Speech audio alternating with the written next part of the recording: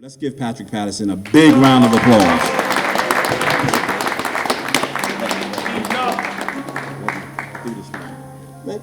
Oh, no, you're not. Oh, man. Give it up for our DJ. Yo. Yeah. So, hold on, let it drop. Let it drop. Let it drop. Y'all know what this is? Who is this? Yeah. Appreciate it. Cut it, DJ. I always wanted to say that. Cut it, DJ. Happy Saturday, y'all. Happy Saturday, y'all. Hey, man, this is a celebration, man. I smell chicken or something, right? Right? So let me just say two things. One, I am elated to be here. I live in North Carolina, but I'm from South Carolina. It's two different things, right? Any South Carolinians in here? Yeah. Our DJ, this is so, perfectly timed, but our DJ is my neighbor in North Carolina. Yesterday when I walked up to my hotel, he was pulling up at the hotel. Are y'all hearing me? Y'all talking about how God works, right? So I said, dude, you got to come to the thing. He comes here. Javin says, hey, man. I said, I told him he was a DJ in North Carolina. Javin says, hey, man, we need you on the Wheels of Steel. So he was thinking he was going to be sitting over there, but yeah, he's driving the music. So shout out to Showtime. Yeah. So I can't start doing anything with you guys without saying I come to you guys on behalf of not only my family, but also my Lord and Savior Jesus Christ. I love the Lord. I'm not ashamed of that, right? But if you do something to my family, I promise you're going to forget that I just said that. I ain't just a bear. I'm a lion. And for me, being a father is really important. So as my mom would say, be quick and make your point. So I won't hold you long because I know we have things to do, but I cannot say how important it is that you guys are here. It's incredibly important you guys are here. And then I also say to you guys, I can't say how important it is that y'all are here. So for the graduates, please stand and give your family a round of applause. Please.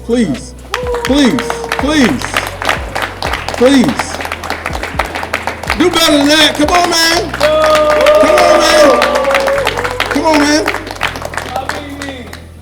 So Kenny, wherever he went just now, is my brother. We come from two different worlds, but have the same passion. We have very similar stories. I grew up in Columbia, South Carolina, very proud black man. My father was one of very few men in my neighborhood. I grew up in the projects. Everybody know that story. All of my childhood, most of my friends did not have fathers. I was one of the very few people who had a father. When something went wrong in my neighborhood, we lived in a building, 20-5 Saxon Homes. People would come and knock on our door because they wanted a man to respond. It's Mr. Pat home. If a woman was in a fight with her boyfriend or husband and it got crazy, they'd come knock on our door. It's Mr. Pat home. If somebody's car didn't start, they would come knock on and say, what? It's Mr. Pat home. So for me, my dad was my hero. We lived near an airport where I grew up. I literally would get in arguments with my friends because I used to tell them my dad could take a rock and he could hit a plane. That's how I felt about my father. To this day, I do not like dogs. You know what my kids want, right? If a dog was near me and my father was near me, I was not afraid of a dog. I can't explain to you how important you guys are. I have two daughters, 17 and 15. My wife and I've been married 25 years. You can clap for that, yeah.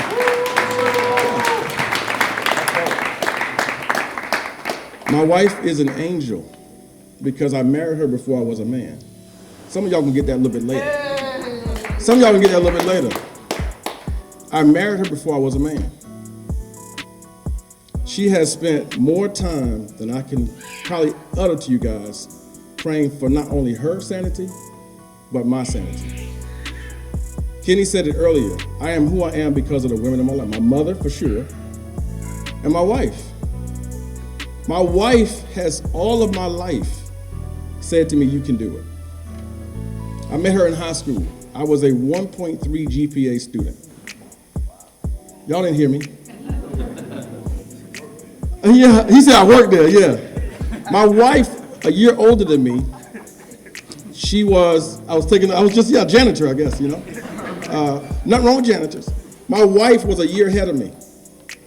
And I will never forget my best friend, who was her classmate, saying to me, y'all know prom, right? Prom was coming up. I had a sure enough date. Y'all know what I mean? Y'all got me? Okay. So my best friend says to me, hey man, Sharani is her name. Sharani wants to go to the prom. She's a year older than me. She used to wear business suits in high school. She had a briefcase. Y'all know the one you pop and they pop up? She had a briefcase in high school, right? So I'll never forget, the athletes, I played sports, sat over here in the cafeteria. Those who were going to college were probably reading in the cafeteria. He says to me, you got to go and ask her today, because she's waiting on you to ask her to go to the prom. So I get up, my teammates, we all cracking jokes and laughing. I am nervous, but I'm cool. I have on a pair of Bugle Boy jeans. Y'all know Bugle Boy?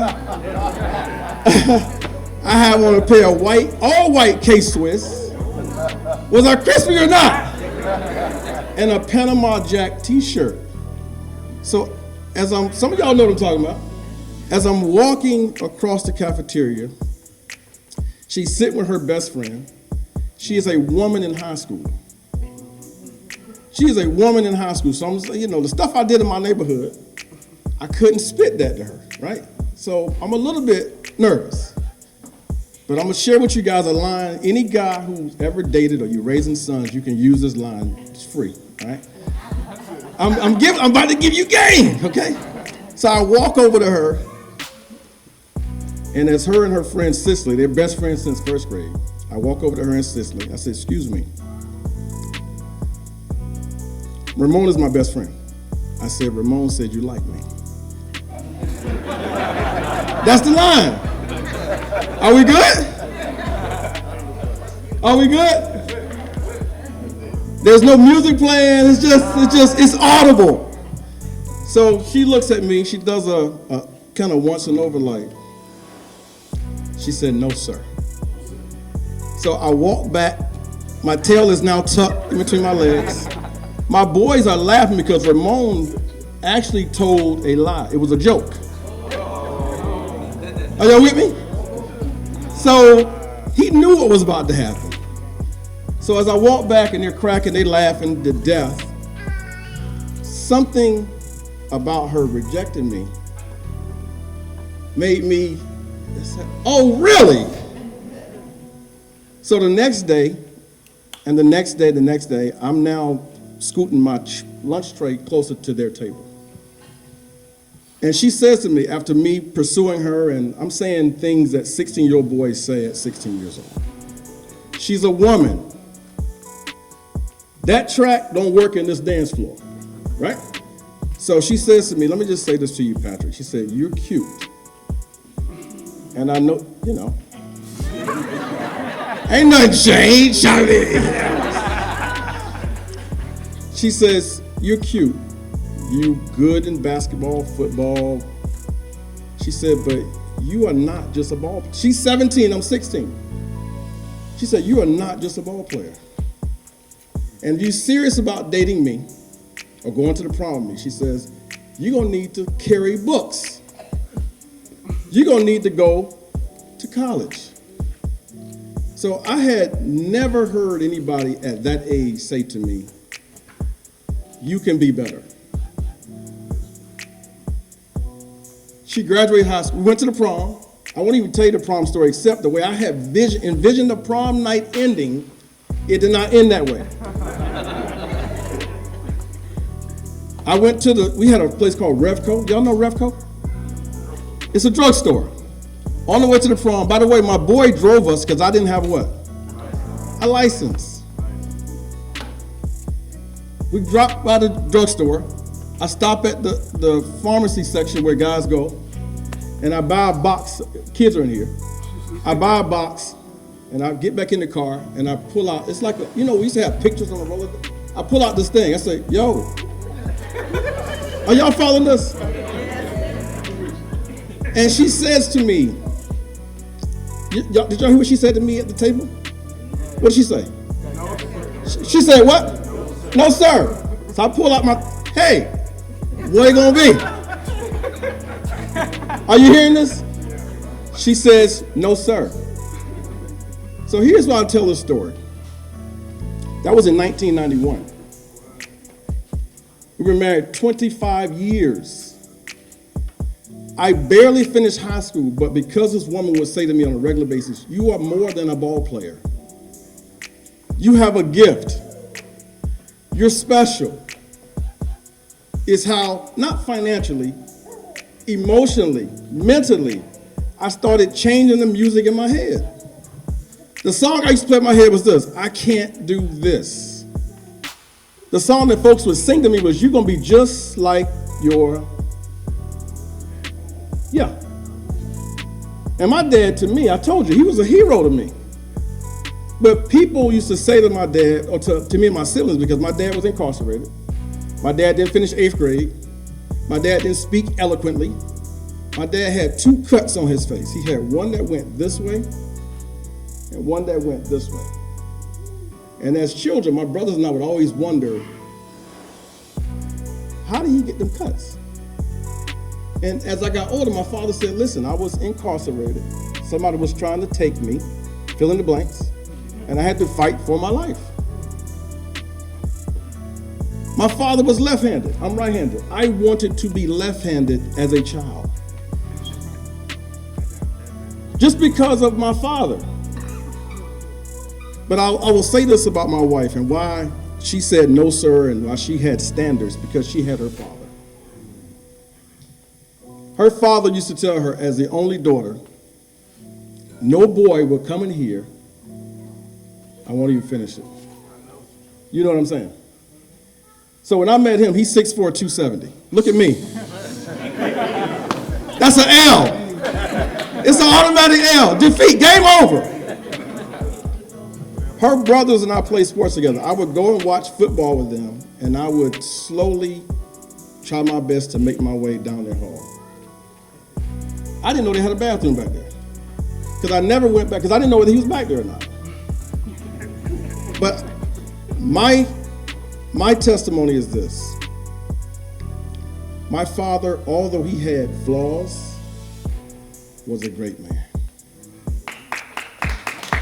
He was a great man.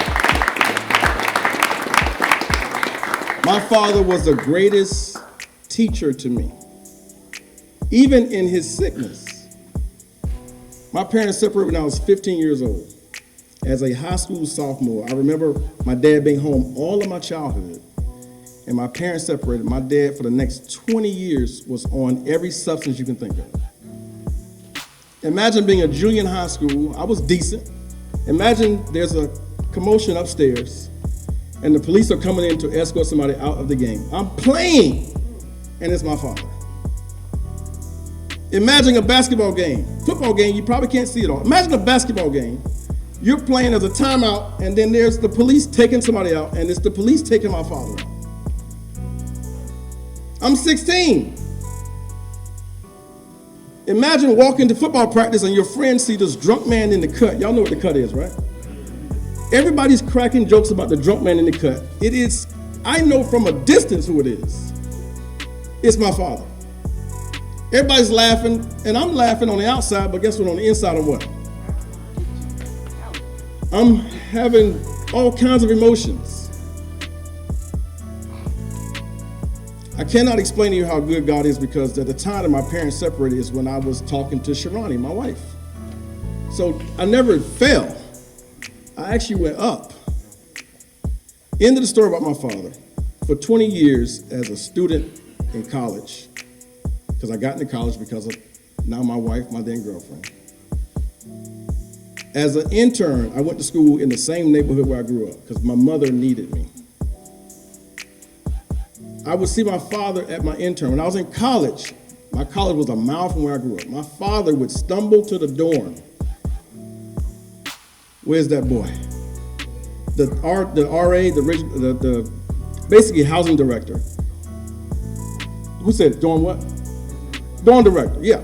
He would say, I need to see Patrick. And they would call me in my room and say, Patrick, there's a person down here, he's drunk. I'm not sure who he is, but I would come downstairs with my father. That happened pretty much 4 years of mine. When I got my first internship on the other side of town, on the white side of town, there's no bus even goes over there. I get a phone call, Patrick, there's a person that's laying on your car, he's drunk. I'm not sure who it is. I come downstairs, who was it? My father. My wedding, in the middle of getting married in 1997, my father was in the middle of his worst drug habit. Outside the doors of the church was who? My father. People imagine that men don't care. But if you follow in the bouncing ball, the man was still trying to stay connected to me. Are y'all with me?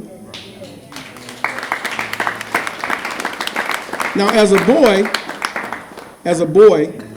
young man who was in desperate need of his father, I was angry with him.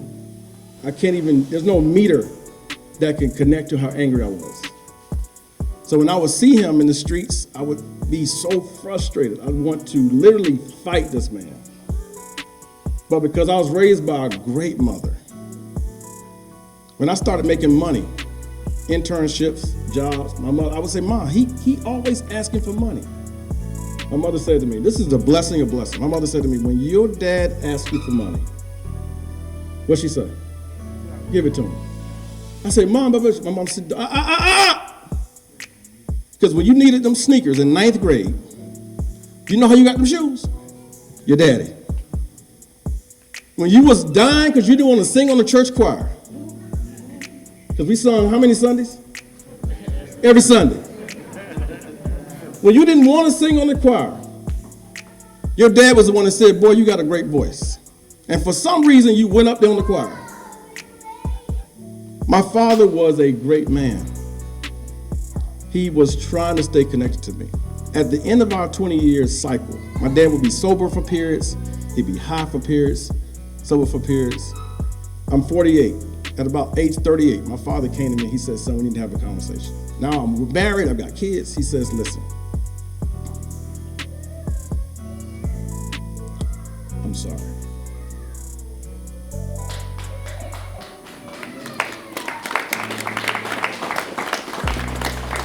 He said, let me tell you my story. And he went on, I won't even go through all of it, but my dad was molested. My dad was abused. As a young man, and of course, while he was incarcerated, he experienced some things. My dad had so much trauma. Y'all know the word trauma?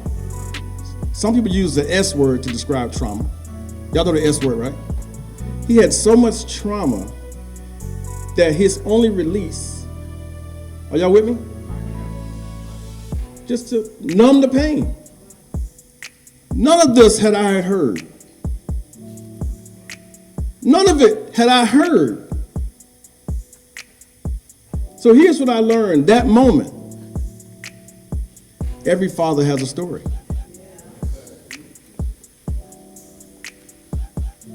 That moment, he said, I'm sorry to me. I said, listen, I didn't know. And I wasn't the best son, because there were days when he wanted something, and I never disrespected my father, because my parents raised me differently. But I wasn't always available to him. When I first got married, we had an answer machine. Y'all know what I'm talking about? Y'all know what I'm talking about. I'm talking to when you come home and you press the button, and while you're cooking or cleaning, you can hear messages. My father would call me. He would say, hey, boy, call me. And I would typically say 2 words. The second one was him. Did y'all pick it up? My wife would say to me, you never know. You never know. And so I'm grateful to her for encouraging me to find the courage to have a conversation with my dad. But when he said, I'm sorry to me, I said, listen, I didn't know. I'm sorry. And 2 men, about the same size, My dad is probably one of the toughest men I know, are sitting there in the park crying. Every father has a story. If you can find it in your spirit, fellas, I'm talking to the fellas now. If you can find it in your spirit, if you've offended somebody, and you know the list, do yourself a favor, not them a favor. Apologize. Your child's mother, your mother, your siblings. I promise you, what was weighing you down don't feel lighter once you say, I'm sorry. Now, that has to be matched with behavior. You can't say I'm sorry and then call back tomorrow and say, blah, blah, blah, I want to see my son. That doesn't work. As a father, I have 2 daughters. One of my biggest mistakes I ever made in my life was, my daughter was probably 6, my oldest. She's 17 now. She did something one day, and I didn't realize how powerful your voice is and my voice is. I said to her, after she did something, I said, I'm disappointed in you. My daughter for 2 whole days avoided me in the house because I didn't know how powerful my words were. My wife, who's a daddy's daughter, said to me, you know you broke her heart when you said that. Any women know what I'm talking about? You broke her heart. So the second point I'll make to you guys is that words matter. When I was a kid, I was short. You don't have a short joke I haven't heard, guys. I was this size in 8th grade. They was like, you're going to be 6'4". I'm like, what? Hey, Jack, I'm like, I'm playing basketball now. I was this height in middle school. And as people started outgrowing me, the jokes came. And because I'm from a certain neighborhood, you know, my tongue got me in a lot of trouble. I've taken some L's. Y'all know what I'm talking about. I mean, I've been dusted off pretty good. But I've learned over time how important words are. Somewhere I read powers in the, say it for me. Life and death. Somebody help me. Life and death, the power of the tongue. It is true. Everybody in this room who's of a certain age remembers when somebody says something that offended them. Most of us also remember who says something that has lifted them up. And as a father, specifically to my graduates, you guys have power in your voice. Once I recognized that I did not mean to do that to my daughter, I said that. I recognized that I hurt her. I said to her, after I had to get myself together, I said, sweetheart, I'm sorry. I have never uttered those words again. Now, I've corrected her, but I've never said those because I didn't realize how powerful it was. Last 3 things I'll say. Forgiveness. Somebody say forgiveness. Is critical to healing. Sometimes folks, when they say forgiveness, you think you're saying forgive this person, but guess who you need to forgive first? Yourself. If you have not made any mistakes, please stand up and I have $1,000 for you. If you've not made any mistakes, we've all made mistakes. Forgive yourself. It's not fair to judge somebody on something they didn't know. Forgive yourself. Second to last point. Count your wins. Y'all won. You won. You said it. Count your wins. Most of us have done great things and we have not said anything, but if you do one thing wrong, somebody says something about it, you remember that, you just play it over your head. Count your wins. I graduated college. Not 1 time, not 2 times, 3 times. I barely finished high school. Are you hanging with me? But here's the point. It's not over. I was the first in my family to graduate college. My my mother, my grandmother. You can clap for that, yeah. The memories that will be forever in my family is because of people who supported me. The last thing I do, I want you to hold up you should have each got a piece of this, right? Don't throw it away. What is this? You are a major piece of the puzzle for your kids. Don't forget that. If you're with mom or not with mom, you're still a major piece of the puzzle. Kids want both their parents. Forget what you heard. They want both of their parents. Is it always the rosy story? No.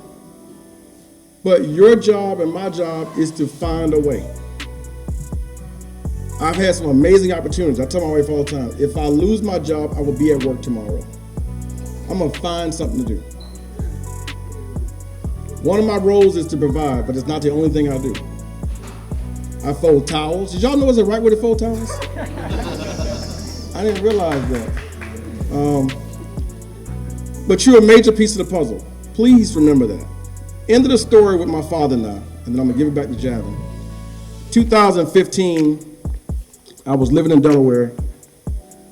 My father, for the last 5 years, had been in treatment facilities.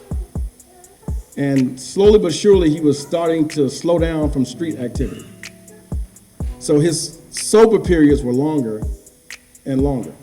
So I'd have a chance to listen to him and talk to him and see him and talk to him. And I'll never forget this last piece. My father said to my brothers and I want to show y'all something. So I played high school sports. I told you when I was playing games, my dad was doing things. I don't have pictures of most of that stuff. I went to a facility. As I walked down the hallway, my father's walking towards me. We walk into this room, and my dad has a scrapbook.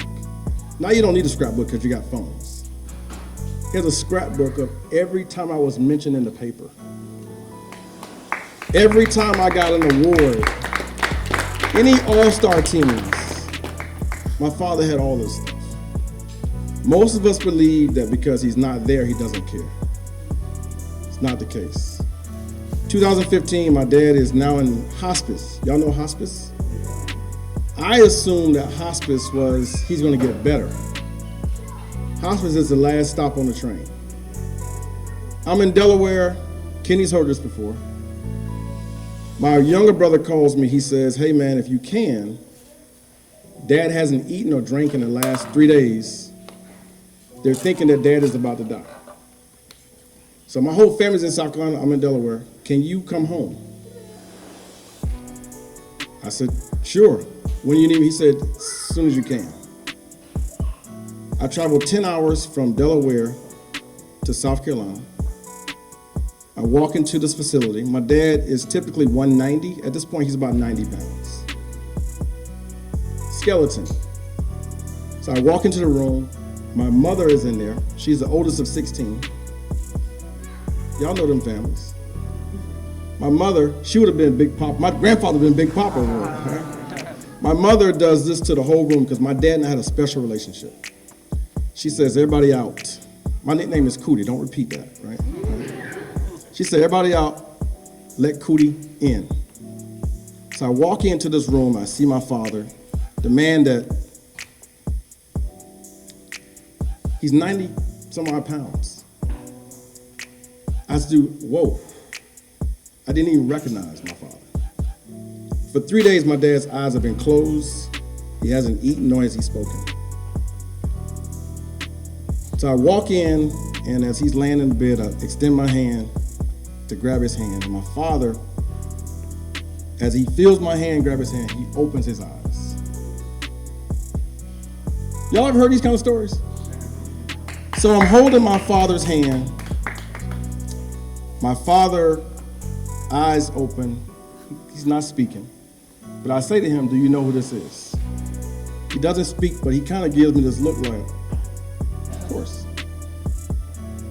I said, as I'm holding his hand, I was there for 5 minutes. I traveled 10 hours, I was there for 5 minutes. I said, I love you. One tear. As I'm holding my father's hand, my father expires or dies. Somebody said it. Who said it? He was waiting for me. Here's what I know. Kenny or Javin, whoever's coming back up. It's never too late. Make the call, send the text, write the letter. I'm speaking to you today with a fuller heart, because I still grieve the loss of my father, because he waited for me. For some of you, your kids are waiting for you. Make the call. Send the text. Pop up at the school. Now, clear all the clearances. We don't want no police involved. But my kids only want their daddy. My kids have never asked me, Dad, how much you make? And they nosy. They've never asked how much you make. But will you be at the play? Do you think you can come to the PTA tonight, Dad? They only want my time. I love you guys. I love you, KB, for the opportunity. I love you, Javin. Javin's my, this guy right here. Nobody in the country is doing this, y'all. And Kenny knows we travel the United States of America. We've been to 7 countries doing this. Nobody's doing this. You're fortunate if you are in Atlanta and you have this. I live in North Carolina. There is nothing like this in North Carolina.